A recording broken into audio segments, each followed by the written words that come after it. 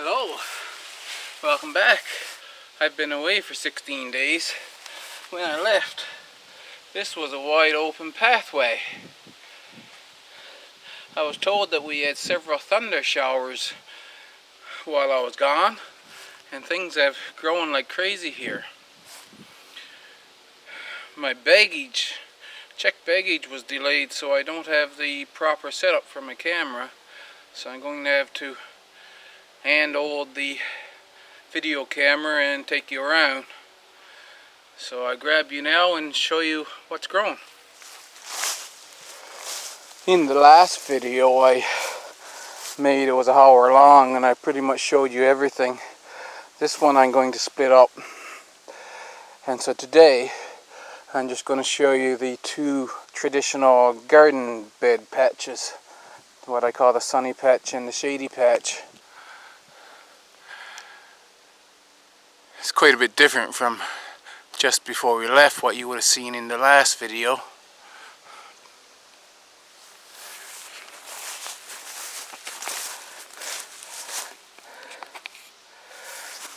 This borage is growing up quite a bit and covered up, or the way my onions are growing here, shallots I mean, but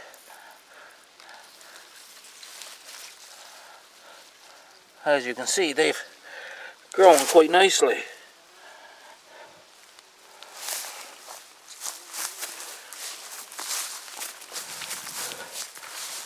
And the volunteer carrots, nice and big. Here's the soldier beans.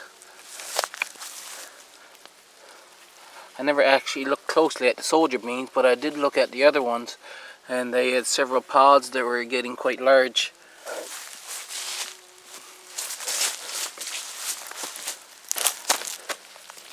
Volunteer turnips. This is a turnip too. So there's some huge turnips here. Now, when you plant these turnips, rutabaga, at the traditional planting time, they wouldn't get that large. And we have some here. You see they're quite a bit smaller.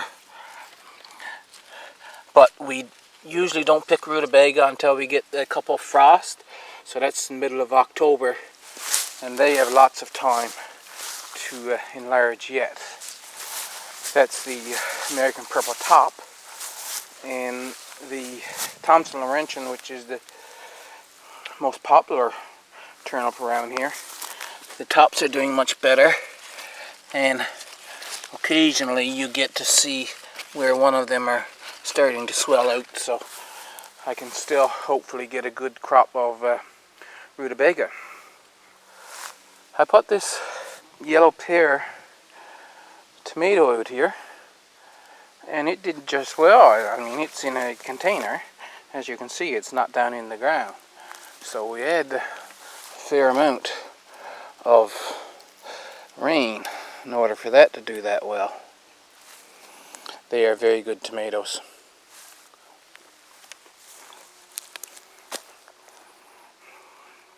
I haven't looked quite in among the strawberries to see how many are there. There will be strawberries to harvest, and I would say the slugs has probably gotten a few of them.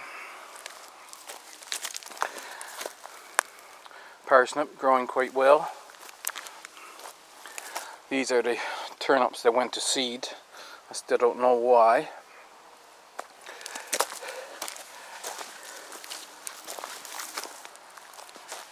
Down in here, this is the Chantenay type carrots that I planted. The beet that grew from what I planted in the fall. There's one over there, he's enlarging, and here's another one down right here.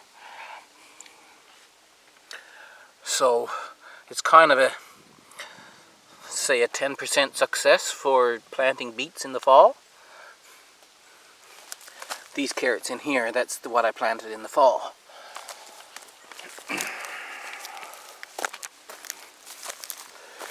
Now we can come here, and we've got some big bees flies around here, and they're There's no shortage of bees in Newfoundland. Now, this is Jacob's cattle beans. Here you see I've got a nice long pod growing right here. And there's pods all in throughout. None of them are near ready to pick yet, but some of them are getting there. The initial carrots that grew from what I deliberately sowed June the 6th are growing. The thunderstorms while I was gone apparently helped some of the resows to germinate. There are several of these little small carrots, so from them I will probably, and you see every here and there there's small carrots, so I'll probably get a small actual carrot from them by the time, say, the middle of October, 1st of November something, because they can stay in temperatures down to -4 Celsius.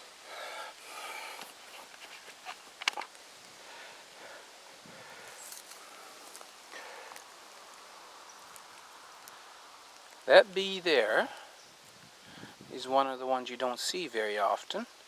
I mentioned in the last video, but they love this mustard. That's mustard growing there, all these yellow flowers.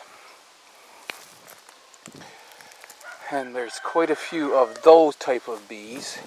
And then there's our regular bumblebee right there. California poppy. So this is what it will look like once it gets into full bloom, and it'll stay like that until frost kills the plant. And it is a fairly hardy plant too. It can withstand some frost.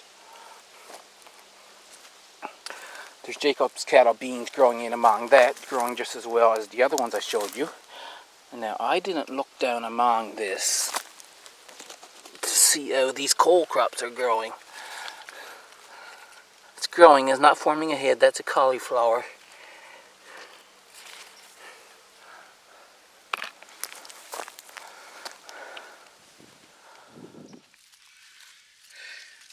This is in the other, on the other side of the bed. That here are Jacob's cattle beans here.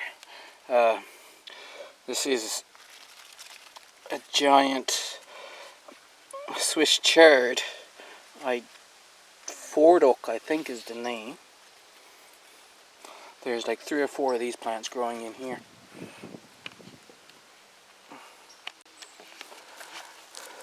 We come to the other bed, which did have some organic matter on the top to start with, and the carrots that are growing are doing better than over in the other bed.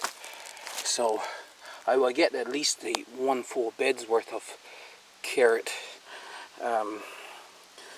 between what I sowed deliberately and the volunteers. This is a volunteer Thompson Laurentian rutabaga, and another one right there. So there's a few of those. Whether that's a turnip or a purple top rutabaga, I don't know. I've never seen a turnip grow that big.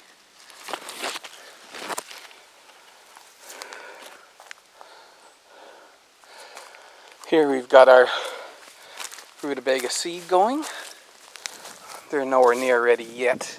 They'll turn completely brown, and the old stalk will dry right back almost to the initial starting point when the seed are ready.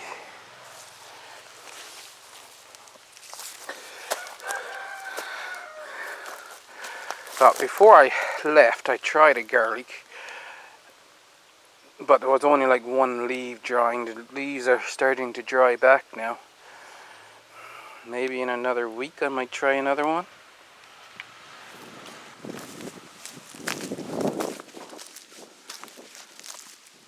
I will be able to show you the full growth of a carrot from seed to seed, because while I only got the 1 plant, as you can see, we've got some umbels of flowers growing. That's an hoverfly, by the way. And so I'll take clips of these flowers as they fill right out, and then they start to curl back in to be ready to be picked. And this is the beets. Just waiting for them to finish up.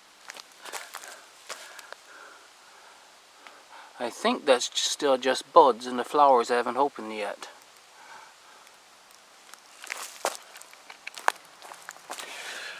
Well now, this we know is turnip. This is about the biggest I've seen a turnip grow, is this one. Now those other ones I've shown you had a darker top, so they may be the purple top turnip, rutabaga.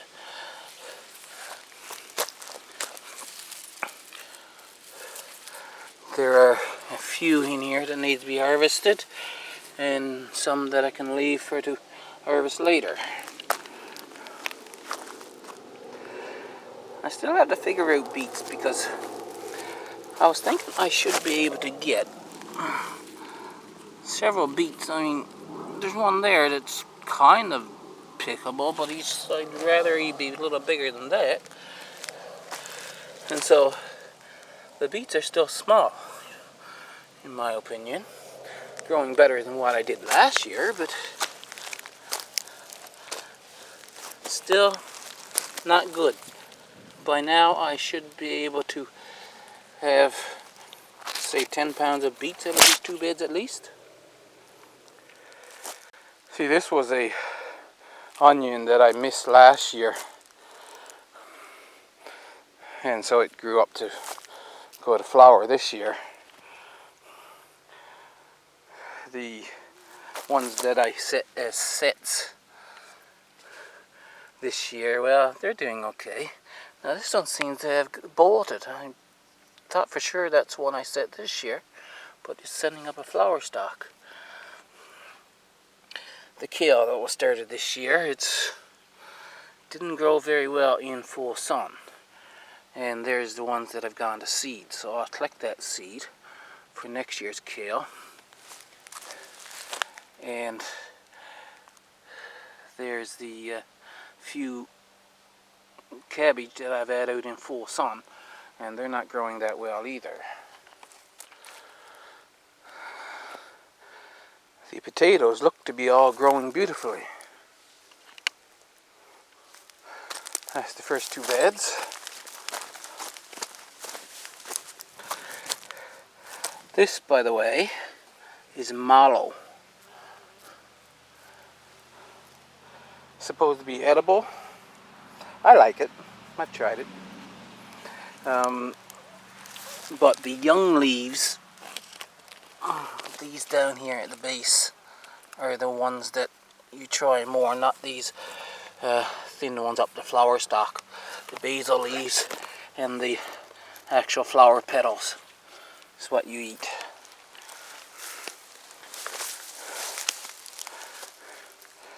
It's my 2 grapevines that I put in last year. The other 2 beds of potatoes that were growing in where the compost bins were. And Houston, we might have a problem.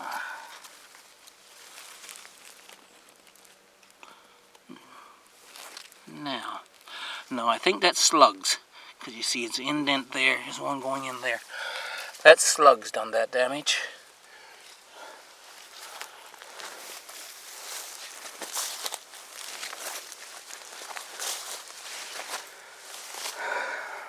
Of course, the radishes went to seed in this little bed while I was gone. The lettuce, these are head lettuce, so I'll thin them out a bit more now, and they'll be good to use as salads the next few days. These over here are kohlrabi. Over in the shady plot, we'll start out with the herbs, and I'm going to zoom in on this because it's always interesting to see just how many bees get around here when you have something that flowers well. There's like 10 bees on that one thyme plant, and then there's more over further. There's a couple of other flies here on the echinacea. So this is echinacea. It's not flowered yet, but as you can see, I'm going to have quite a few flowers this year. It's only 2 plants, and there's like 9 buds on each plant.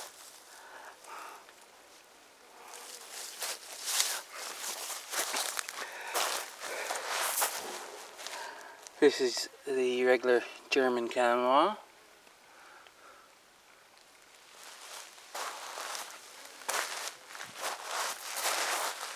Oh, and who are you?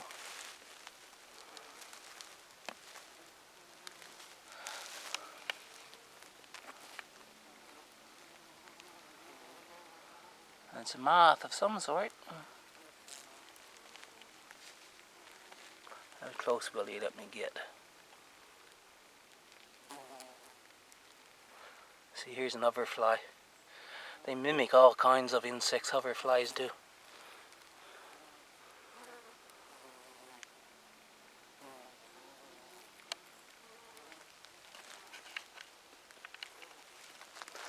The lavender flowers haven't opened yet. I'll just go straight into the other herbs. I've got to pick off all of these flower buds off of this catnip, because I had catnip weed like crazy here in the spring. I don't want that to happen again. The basil have gone to flower. They say it doesn't have as good a taste when it's flowered, but still I'll clip that back and get it and dry it for the winter. Down here somewhere there's a little, see that lavender plant is doing well, but he is getting shaded out. This one out here is doing much better. We have a big basil plants here. Another volunteer turnip basil. This is a plant that not everybody has. It's a bronze fennel. Obviously because of the bronze color of the leaves. It makes a delicious tea. Parsley, I'll cut that back and dry it for the winter. That has grown like crazy since in the last 16 days. As well as the Chinese cabbage. There's one back there that has gone to seed, or it's flowering.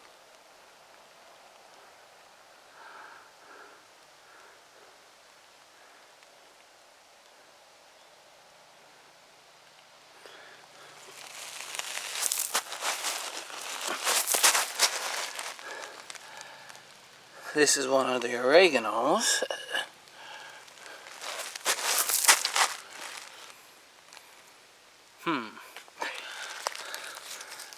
And here's the other one. And the other one, oregano, is doing very well in this climate. They're not that big, but they do look kind of healthy. We've got kale and broccoli, is that? That's Brussels sprouts. That one back there is broccoli. And that's that Chinese cabbage thing. These are all head lettuce. Hopefully I'll get some nice heads of lettuce here. But the kale that I started inside, he's growing nicely here, see? In partial shade once again. This area is in shade half the day. My St. John's wort is coming along nicely. Red spring onions. Like I said, this is something I'm growing from seeds, so I really don't know what to expect. I just do it and find out what happens. Now, this one is starting to bulb up. And it's only in the middle of August, so I might get the actual nice size onion out of this. And look at how tall the top is. It's a very nicely growing plants.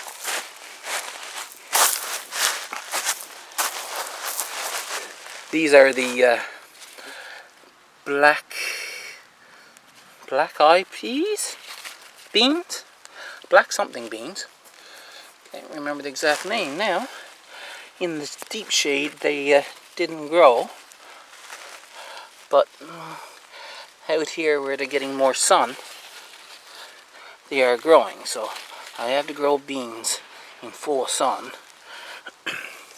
These here, once again, are the shallots, which are growing nicely. While I was gone, this is your Swiss chard. See, I think this is Fort Oak Giant, and then this multicolored ones, that's Bright Lights. And they're growing once they got a bit of heat. But they need to be out more in the light. I think complete shade is no good for Swiss chard. If they were out, say, where those other onions were, they would probably do very well. Most of this greenery here now is weed is growing up, chickweed. It is edible. And we got some lamb's quarters as well. I'm going to have a spinach. I'm going to have spinach growing up like crazy next year. This bed over here, you can see the Romano red lettuce right there, and then the smaller green lettuce, because I just sprinkled the lettuce seed over this. Once again, most of the greenery you see there now is the chickweed, which have grown up and overtopped the lettuce.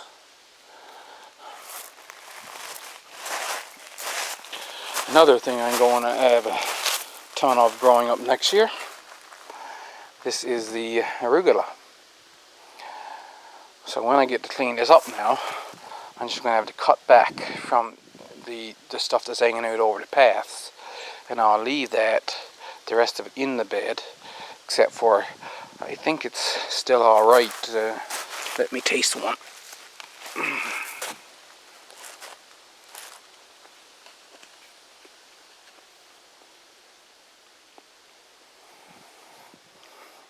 It's a little stronger taste, but it's still good.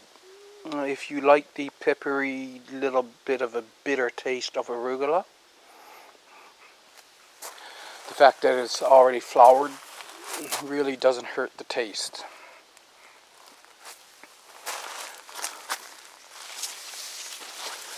And this is the other bed. Of course, I'm going to have spinach growing up in here. Now, with the floured spinach, they are getting a little more bitter, which you might not like. It's still edible, but it does have a noticeable, more of a bitter taste to it, like lettuce does when it bolts.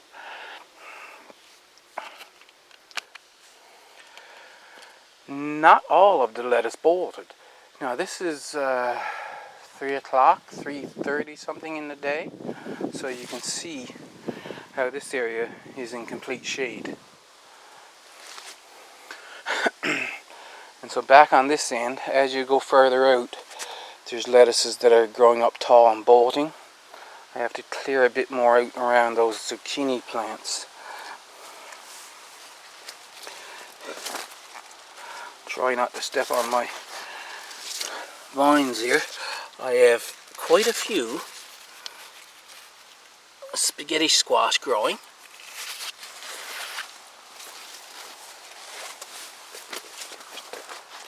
And let's look down here at this.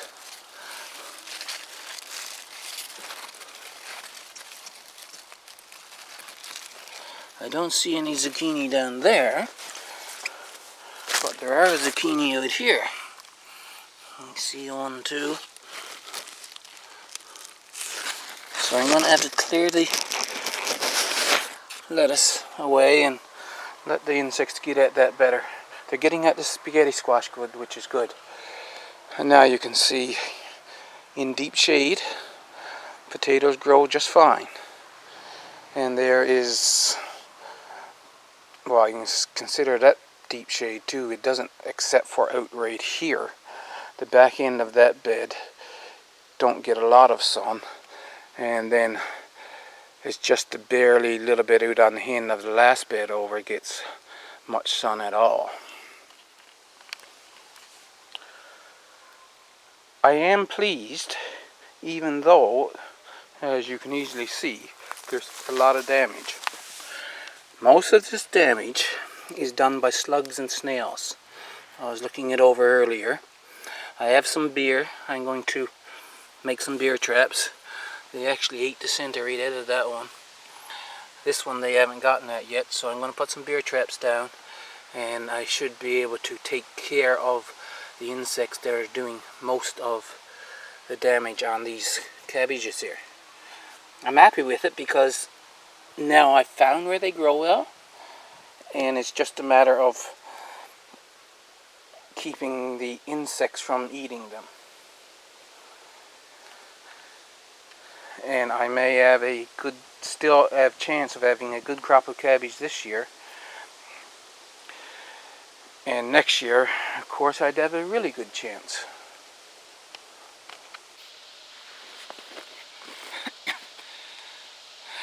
That's my traditional garden beds for August the 16th on 2019. I'm very happy with it. And my phone's ringing, so I've got to stop this video right here. See you in the next video.